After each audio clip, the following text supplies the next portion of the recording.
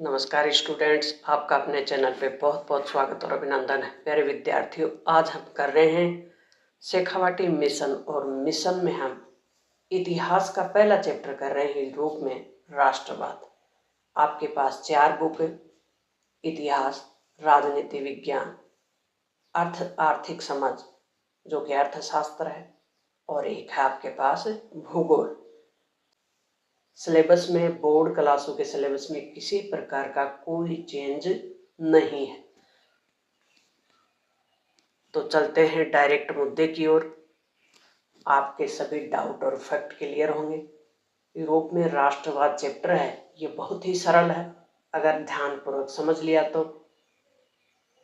Europe एक महाद्वीप है और यूरोप महाद्वीप छोटे छोटे प्रांतों में बटा हुआ था। छोटे छोटे क्षेत्र हुआ करते थे, वहाँ राजाओं का शासन होता था। राजाओं के शासन को किस प्रकार से हटाया गया, किस प्रकार से छोटे छोटे एरिया को एक बड़े राज्य के रूप में कन्वर्ट किया गया, उसी प्रक्रिया को कहते हैं यूरोप में राष्ट्रवाद। तो सबसे पहला जो प्रश्न है वो प्यारे विद्यार्थियों है जर्मनी के एकीकरण से, कि जर्मन में राष्ट्र राज्य के निर्माण की प्रक्रिया का जनक कौन था। कौन था? विलियम चतुर्थ था कि विलियम प्रथम था, ओटोमन बिस्मार्क था कि विलियम द्वितीय था? तो कौन था? Ottoman Bismarck. जर्मेनिया किस राष्ट्र का रूपक बन गई थी? आपको ध्यान हो कि अपना ये चैप्टर है, ये शुरू में एक रूपक से ही शुरू होता है कि किस प्रकार से राष्ट्रवाद की कल्पना की गई थी। और जो कल्पनाकार था, जो चित्रकार था, उसने 4 कल्पनाएं की थी। ध्यान है ना आपको? याद आ गया? तो जर्मेनिया किस राज्य के रूपक के रूप में तैयार किया गया था? तो जर्मनी। याद रह जाएगा, जर्मेनिया, जर्मनी। उगते सूर्य की किरणें किसका प्रतीक थी? आजादी का, बहादुरी का, शांति का या नए युग का? तो उगते सूर्य, उगता जो सूर्य होता है वो नए युग का प्रतीक माना गया था। जोसेफ मैत्सनी कौन था? क्रांतिकारी था, लेकिन कहाँ का था ये बताना होगा। फ्रांस का था, इटली का था या ब्रिटेन का था, या इनमें से कोई नहीं था। इटली का क्रांतिकारी कौन था? मैत्सनी। नेक्स्ट प्रश्न है, जर्मनी को एक स्वतंत्र राज्य घोषित किया गया। जर्मनी को कब? साल कौन सी थी? 1817 या 1818, 1871 या 1885? कौन सी साल थी? 1871 की। किसको? जर्मनी को स्वतंत्र राज्य घोषित करने की। निम्नलिखित में से जो रिक्त स्थान है उनकी पूर्ति करनी है, तो रिक्त स्थानों की पूर्ति कीजिए। वियना सम्मेलन की मेजबानी ऑस्ट्रिया के चांसलर थे, उन्होंने की थी। तो वो कौन थे? उनका नाम लिखना है, ड्यूक मेटरनिख। कौन थे? वियना के सम्मेलन की मेजबानी, अध्यक्षता करने वाले ऑस्ट्रिया के चांसलर मेटरनिख। मेटरनिख ने कहा था ना, फ्रांस छींकता है तो पूरे यूरोप को क्या हो जाता है? सर्दी जुकाम हो जाता है। नहीं, फ्रांस यूरोप महाद्वीप में ये देश थे, फ्रांस, इटली, जर्मनी, ये ऑस्ट्रिया। नेक्स्ट है, फ्रांस में राष्ट्र रूपक के रूप में किसे चित्रित किया गया था? तो वो कौन थी? मारियान। याद रह जाएगा ना, फ्रांस को राष्ट्र के नारी रूपक के रूप में चित्रित किया गया, वो कौन थी? मारियान। इटली के क्रांतिकारियों का एक गुप्त संगठन था।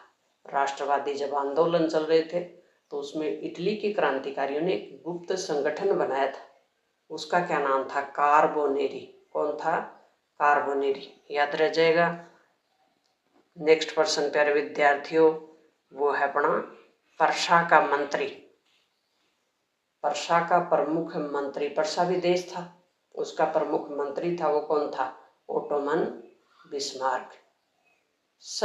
सन बताने, साल। यूनाइटेड किंगडम ऑफ ब्रिटेन का गठन हुआ, वो साल लिखनी है रिक्त स्थान में कि यूनाइटेड किंगडम ऑफ ब्रिटेन का गठन किस वर्ष हुआ? 1707 की साल थी वो। नेक्स्ट प्रश्न लघुतरात्मक प्रश्न है, और ये प्रश्न है ज्वेलियन संघ से, कि जालवेराइन एक संघ था, उस पर संक्षिप्त टिप्पणी लिखनी है। तो ये बना कब? 1834 में। साल याद रखनी है। किससे संबंधित था? तो पर्शा की पहल पे, यानी देश कौन सा? पर्शा। उसकी पहल पे जीवेलाइन नामक एक शुल्क संघ, कैसा संघ था? शुल्क यानी टैक्स लेने वाला। इसमें अधिकांश जर्मन राज्य शामिल हो गए थे। इस संघ ने शुल्क अवरोधों को समाप्त कर दिया, यानी टैक्स लेने में जो भी अवरोध उत्पन्न हो रहे थे उनको समाप्त कर दिया, और मुद्राओं की संख्या 2 कर दी, यानी उससे पहले लगभग 30 के करीब मुद्राएं हुआ करती थी, उनको घटाकर कितनी कर दी? 2। इससे आर्थिक दृष्टि से समस्त जर्मनी एक हो गया था, यानी आर्थिक रूप से जर्मनी को एक किया गया। उस प्रक्रिया को क्या कहते हैं? उस संघ को क्या कहते हैं? जीवेलाइन संघ। याद हो गया। साल थी 1834 की। देश कौन सा? प्रशा, जिसके नेतृत्व में बना। नेक्स्ट पर्सन है ग्रीम बंधु।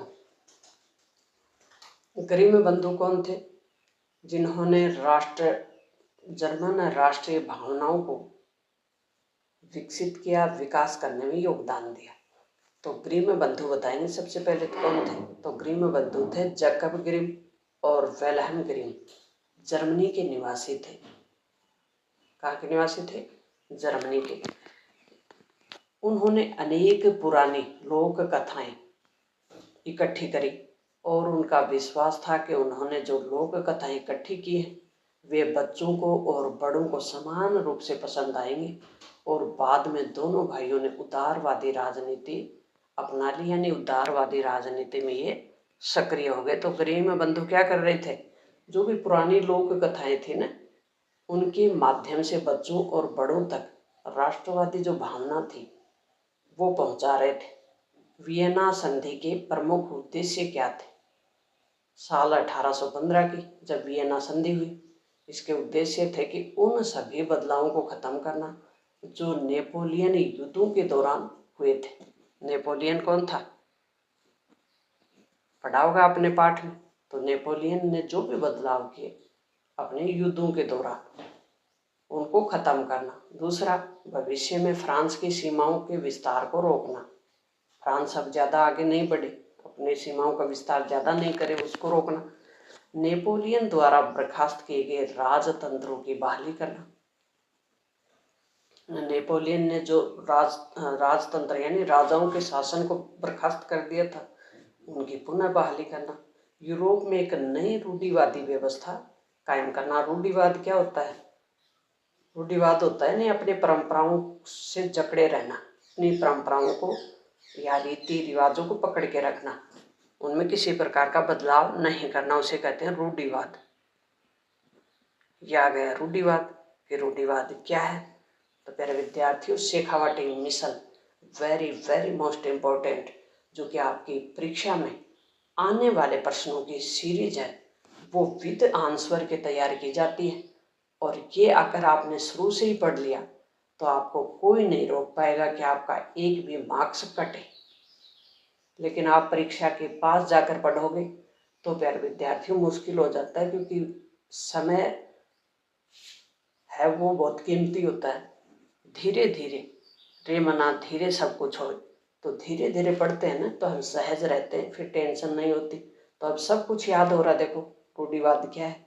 रूढ़िवाद एक ऐसा राजनीतिक दर्शन है जो परंपरा स्थापित संस्थाओं और रिवाजों पर जोर देता है, और जो तेज बदलावों की बजाय क्रमिक और धीरे धीरे विकास को प्राथमिकता देता है। इटली के एकीकरण पर संक्षिप्त टिप्पणी लिखी तो मैथ्सनी ने 1833 में एक यंग यूरोप नामक क्रांतिकारी संस्थाओं की स्थापना करके इसके माध्यम से इटली वासियों में राष्ट्रीयता, देशभक्ति और त्याग और बलिदान की भावनाएं उत्पन्न की। किसने? मैथ्सनी ने। काबूर ने क्या किया? दूसरा प्रमुख क्रांतिकारी था काबूर, और काबूर ने इटली में प्रदेशों को एकीकृत करने वाले आंदोलन का नेतृत्व किया। 1859 में सार्डिनिया पिडमेंट में ने फ्रांस की सैनिक सहायता प्राप्त कर ऑस्ट्रिया की सेनाओं को पराजित किया। इसके फलस्वरूप लाम्बोर्डी को सार्डिनिया पिडमोंट में मिला दिया गया। तो ये था प्यारे विद्यार्थियों अपने यूरोप में राष्ट्रवाद, और नेक्स्ट अपना चैप्टर होगा भारत में राष्ट्रवाद।